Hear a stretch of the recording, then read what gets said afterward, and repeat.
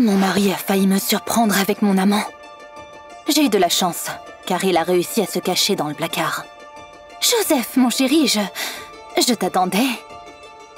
Mais dis-moi, comment savais-tu que je rentrerais si tôt? Et comment as-tu fait pour t'attacher toute seule? J'ai menti à mon mari et je lui ai dit que j'avais regardé un tutoriel que j'avais trouvé sur Internet. Il m'a cru, comme toujours.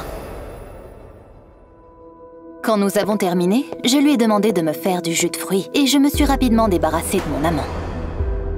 Le pauvre serveur que j'ai rencontré il y a juste 1 heure est sorti du placard, pâle et effrayé. Relax, mon mari n'a rien soupçonné. Il croit tout ce que je lui dis. Il est tellement gentil et naïf que ça me rend vraiment malade. Le gars s'est habillé et est parti sans dire un mot. Je pensais qu'il était juste nerveux. Parce qu'il avait peur de se faire attraper par mon mari. Mais en fait, ils se connaissaient. Le lendemain, j'ai décidé de jouer le rôle de l'épouse attentionnée. Et je suis allée sur le lieu de travail de Joseph pour lui apporter son déjeuner. J'étais vraiment intéressée par un nouvel infirmier que j'avais déjà remarqué.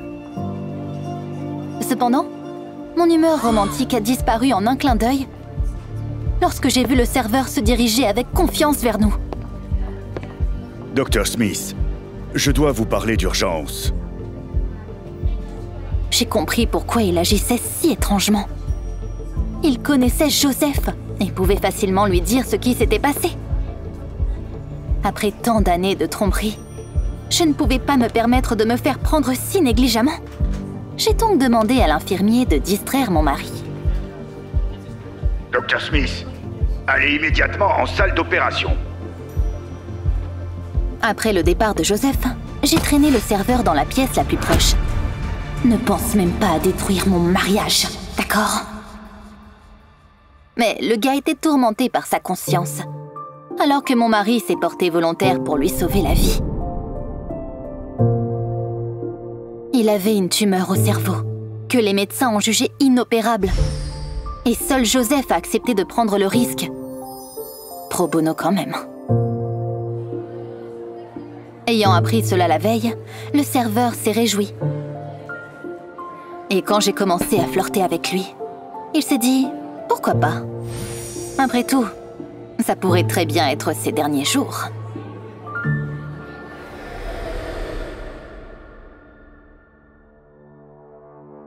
Si seulement j'avais su que tu étais la femme du Dr. Smith, je n'aurais jamais fait ça. J'ai convaincu ce prude que sa confession ne ferait qu'empirer les choses. Non seulement pour moi, mais pour lui aussi. Il ne te croira pas. Il refusera simplement de pratiquer l'opération, voyons. De plus, même s'il te croit, que penses-tu qu'il ressentira en opérant l'amant de sa femme? J'ai réussi à le convaincre. Et il est allé se préparer pour l'opération. J'ai quand même décidé de rester et de garder le contrôle. L'opération a duré 2h30 et je savais exactement quoi faire. Une fois que Joseph est sorti de la salle d'opération, je l'ai salué avec un sourire. Mais il était aussi noir qu'un tonnerre. L'opération s'est avérée plus difficile que prévu. Joseph a silencieusement sorti l'alliance de sa poche. Il l'enlevait toujours avant une opération. Mais cette fois, il ne l'a pas remise. Tout s'est bien passé pour lui, mais pas pour toi. Juste avant l'opération, le serveur a craqué et a tout raconté à mon mari. Bien sûr, Joseph ne l'a pas cru, mais le gars lui a décrit notre chambre dans les moindres détails. Il a même mentionné la couleur des écharpes qu'il a utilisées pour m'attacher au lit.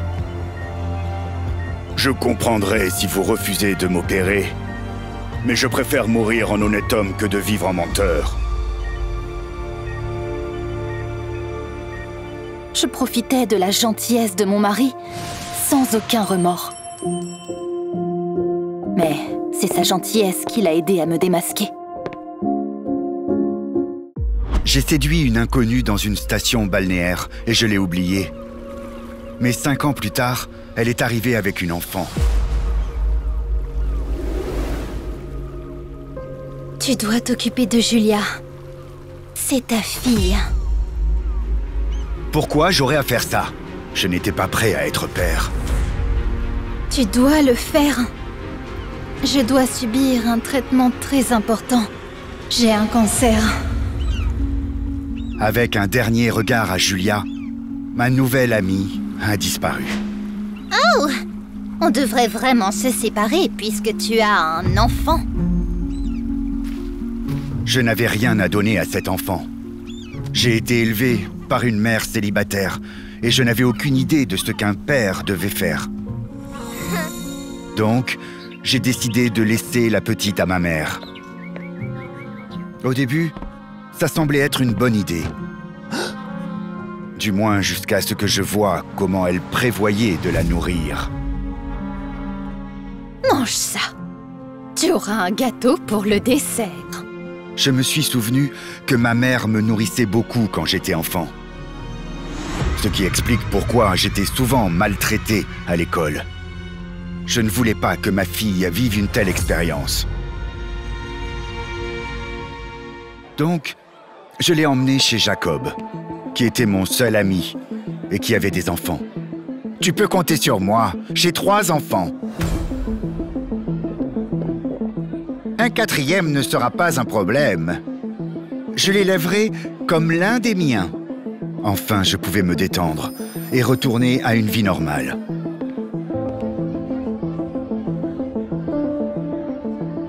J'ai invité une vieille amie à sortir, mais soudain, j'ai trouvé le jouet préféré de la petite dans mon bungalow. Avant d'aller au rendez-vous, j'ai décidé de donner l'ours en peluche à Julia. Je l'ai trouvé au bord de l'eau.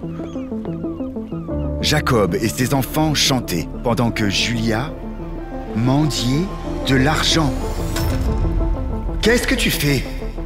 Elle doit gagner son dîner. À quoi tu t'attendais? J'ai pensé que Julia ne devait pas être humiliée. Alors je l'ai emmenée avec moi. Je n'avais pas d'autre choix que d'aller dans un orphelinat. Et j'ai su que c'était la bonne décision à prendre. Nous avons été accueillis par une professeure qui semblait digne de confiance. On va s'occuper d'elle, ne vous inquiétez pas. Mais je ne pouvais pas m'empêcher de penser à elle. Même dans les bras d'une superbe femme, les doutes continuaient à envahir ma tête, me faisant me demander si j'avais fait le bon choix. Finalement, un jour, je suis allé à l'orphelinat et j'ai vu quelque chose d'absolument horrible. Julia était maltraitée par son professeur. Tu es une peste. Tu as besoin d'apprendre l'humilité. Tu vas rester debout sur une jambe pour le reste de la journée. J'étais furieux. Éloignez-vous de ma fille! Julia m'a serré fort dans ses bras et m'a murmuré qu'elle m'aimait. Je l'ai emmenée loin de cet endroit horrible. Mais je n'avais aucune idée de ce que je devais faire ensuite, alors que je cherchais désespérément une personne digne de confiance pour garder mon enfant. Soudain, la mère de ma fille, Mélissa, est arrivée, me disant que son traitement avait été un succès. Comment vas-tu, papa? J'ai dû avouer que j'avais essayé de refiler ma fille à d'autres personnes 3 fois et que je l'ai récupérée à chaque fois. Je suis pathétique. Je ne serai jamais un bon père pour elle. Les mots de Mélissa m'ont surpris. Elle pensait que j'étais déjà un bon père. Tu as cherché quelqu'un pour s'occuper d'elle. En pensant à sa santé, à sa sécurité et à sa dignité. Cependant, tu dois réaliser que cette personne, c'est toi.